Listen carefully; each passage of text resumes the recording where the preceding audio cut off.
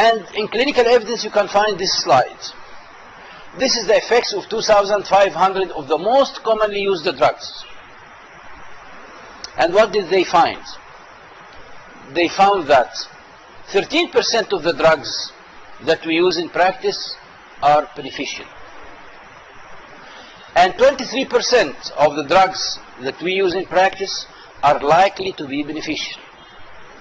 And 8% of the drugs has some form of trade-off between harm and benefits. They might harm the patient and they might benefit the patient. And you have to work up your mind before prescribing them. And 6% of the drugs that we use are unlikely to be beneficial. Probably they will not benefit the patient. And 4% are likely to be harmful. They are going to harm the patient. And the surprise is that 46% of the drugs, or about half of the drugs, are of unknown effectiveness. There is no solid, high-quality research that support its use. And this is why we need critical appraisal. Because most of the drugs that we use in practice have not adequately studied yet. And we have to do appraisal of the studies. Someone would ask me now, and what about the FDA approval? The FDA approval is a license to market the drug. Is a license to market the drug after very primitive studies done on ideal conditions to know the effectiveness of the drug and the major side effects in the ideal situation. But this drug has not been utilized on a larger scale on obese patients, on hypertensive patients, on diabetic patients, on patients with immunocompromised, on patients with. The drug is actually tested in clinical practice. And here we have to be careful. You have to study the drug that you are going to prescribe very well. What do you expect from it? What are the randomized controlled studies that has been done and published before I use this drug? And you have to be very careful in prescribing new drugs. So new drugs are not always welcomed. They are welcomed after proper study. But initially, you have to be wary about them.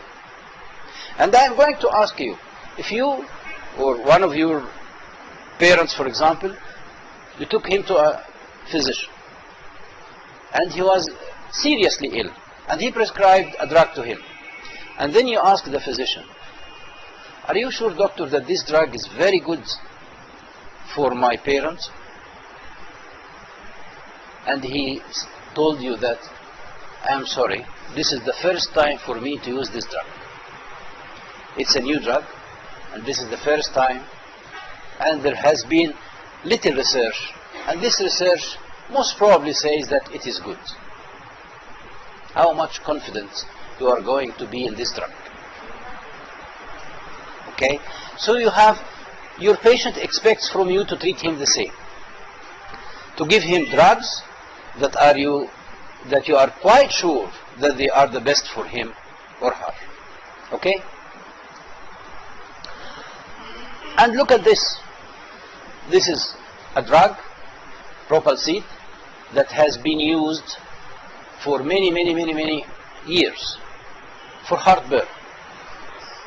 And it turned out to be deadly drug. It leads to cardiac arrest, irregular heartbeats and cardiac arrest. And it has been withdrawn from the market after being marketed on a larger scale. This is another drug, the Vioxx. Heart attacks has been reported with the use of Vioxx, and that has been withdrawn from the market. This is anti-diabetic drug, Resolene. It has caused liver poisoning and deaths, and has been withdrawn from the market. Bicol, a drug for lowering cholesterol level. It has caused rhabdomyolysis. The myoglobin has precipitated in the renal tubules and led to renal failure, and has been withdrawn. What does this tell us? What do you think about these new drugs? With their launch, medical representatives go to your clinic and say that we have a new wonderful drug. It is very effective compared to so and so and so and so. And in studies, it produced the best effect ever. Okay? Then you use it in actual practice, you give it to a variety of patients, and you find that the drug is not so beneficial as you thought, or sometimes may be harmful, and sometimes lethal. So you have to be careful. You have to look for the evidence before using the drugs that we prescribe every day.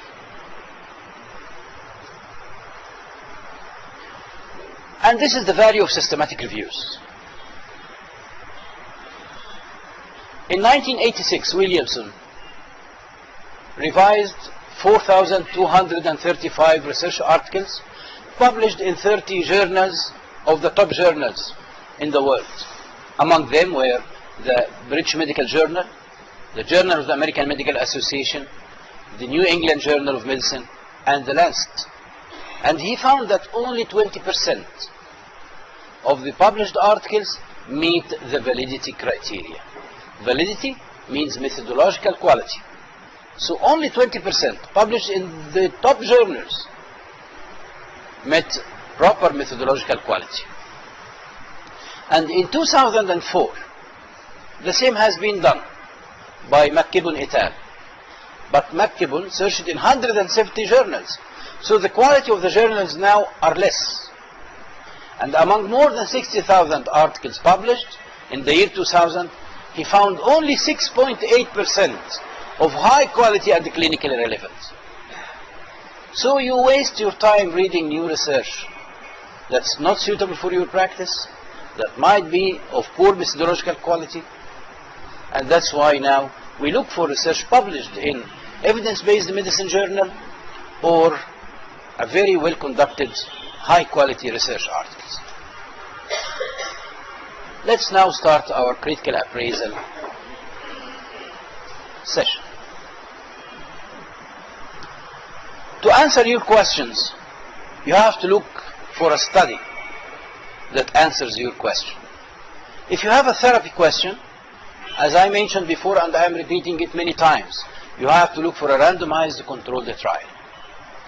If you have a question about harmful effects of drugs or exposures, you have to look for cohort study. If you have a question about etiology or risk factors, you have to look for a cohort or case control study. If you have a question about diagnosis, you have to look for a cross-sectional study. Our question now is about therapy, and you are going to search for randomized controlled study. As I mentioned before, randomized controlled study are the least biased studies, and they give us the highest quality evidence.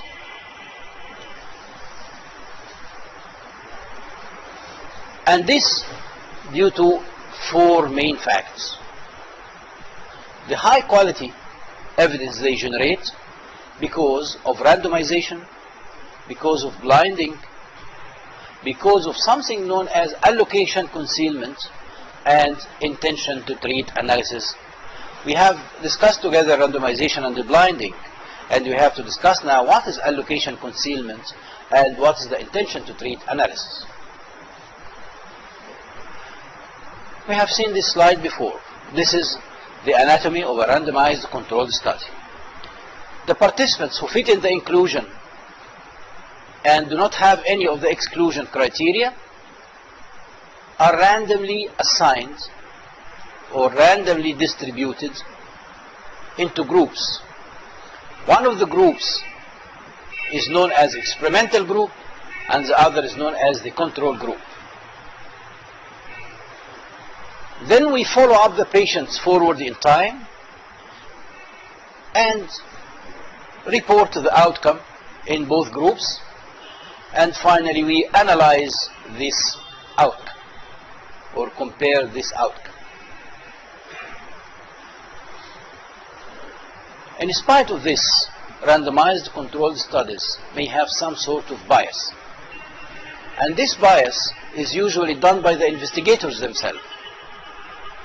If the investigators are not very strong in applying the rules of the randomized controlled study, they might get bias in their study. Bias is the deviation from the truth. البعد عن الحقيقة أو التحيز أو عدم الحيادية.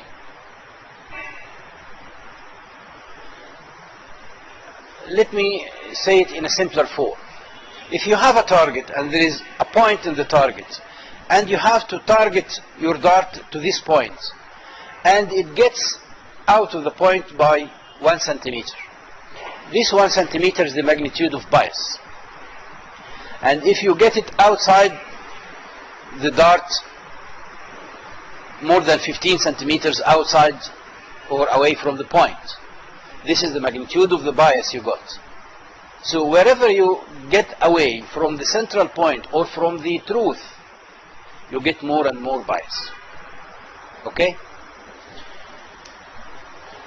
In scientific research, bias can be defined as any factor that tends to deviate the results or the conclusions of a study away from the truth. Why we do a study on a new drug? To know its proper effect. Okay? We don't know this proper effect, but we have to estimate this effect through research. Always there is difference between the estimate that you get from the research and the true unknown effect. The randomized controlled study, by its design, gives you the nearest estimate to the truth. So it gets you very near to the midpoint in the dartboard. And that's why we say that this is the best design for therapy questions and for assessing new drugs. Because it gives you an estimate that is very near to the real estimate or to the real number in the population. This deviation away from the truth can lead to either underestimation or exaggeration of the effect of an intervention.